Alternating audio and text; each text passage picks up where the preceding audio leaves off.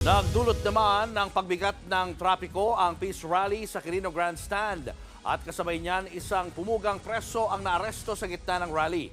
Live mula sa Maynila, nasa frontline na balitang yan si Gary De Leon. Gary, tapos na ba ang rally at ano ang lagay ng traffic sa mga sandaling ito?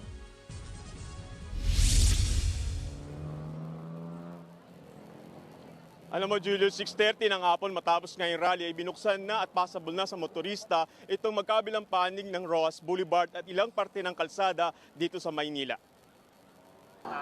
Nakasuot ng t-shirt na puti, ang ilan may bitbit na placards na may nakasulat na pagkakaisa at kapayapaan. Sabay-sabay naglakad sa Roxas Boulevard ang libo-libong miyembro ng Iglesia ni Cristo patungo sa Quirino Grandstand sa Maynila para sa kanilang peace rally. Bagamat bumuhos ang ulan, hindi napigil ang mga tao. Sa aerial shot ng Manila PIO, makikitang punong-puno ang kalsada patungong grandstand. Linggo pa lamang ng hapon na magsimulang pumunta sa Quirino Grandstand ang mga miyembro ng Iglesia ni Cristo. At ngayong araw ay halos napuno na ang lahat ng kalsada patungo rito sa grandstand. May pangako ang bawat isa na tatapusin ang programa hanggang mamayang alas 6 ng hapon. Meron namang mga madaling araw nagpunta sa grandstand para makiisa sa panawagan. Alas 4:30 po kami malis.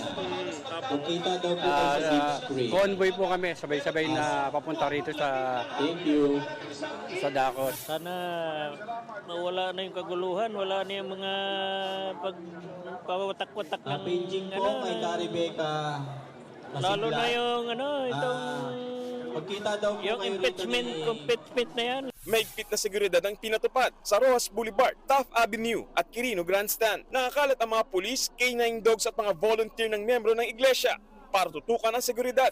Kaya ang lalaki ito na tumakas sa presinto at nagwawala sa kalsada, agad nahuli. Tila lasing daw ang lalaki at wala sa sarili. Yun nga lang, nakatakas siya ulit habang pinapakain at pinakakalma ng mga pulis. Matinding traffic naman ang naranasan sa Maynila, ang Road 10. Nagmistulang parking lot.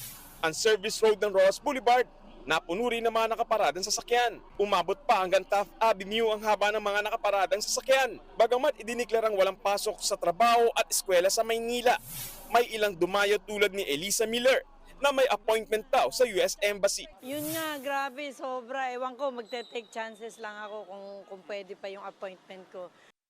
Dito, si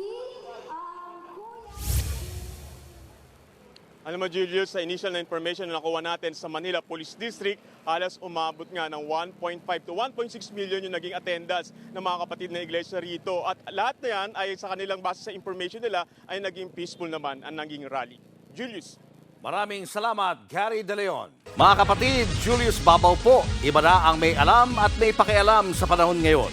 Para sa frontline ng mga balita, mag-follow at mag-subscribe sa social media pages ng News 5.